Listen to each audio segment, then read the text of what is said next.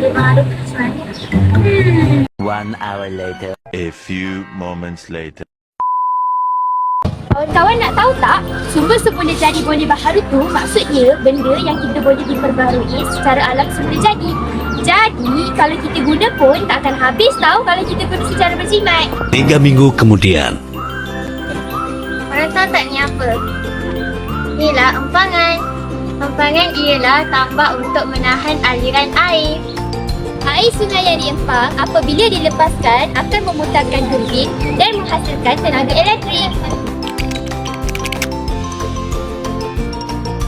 Apabila air memutarkan turbin, turbin akan memutarkan generator. Pergerakan ini menghasilkan arus elektrik melalui proses induksi elektromagnet. Lalu, tenaga mekanikal ditukarkan kepada tenaga elektrik. Ini ialah contoh empangan kenyir yang terletak di Hulu Terengganu. Empangan ini membentuk tasik kenyir, iaitu tasik buatan manusia terbesar di Malaysia dari segi keluasan permukaan. Selain menjana tenaga hidroelektrik, ia juga menjadi tarikan pelancongan, pusat rekreasi dan habitat hidupan liar. Ini pula ialah empangan bakun yang terletak di Belaga, Sarawak.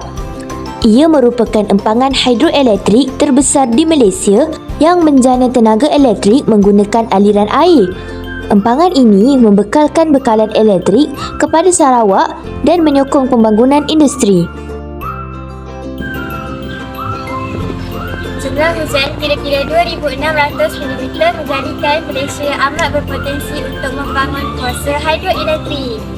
Air pun penting untuk kegunaan harian kita tahu. Contohnya macam masak, mandi, makan, minum dan juga dalam sektor pertanian dan penternakan. Jadi, kita kena apa Amni? Guna air secara berhemah. Itu sahaja daripada kami. Sekian, wabillahi taufiq wal hidayah. Wassalamualaikum warahmatullahi wabarakatuh. Bye.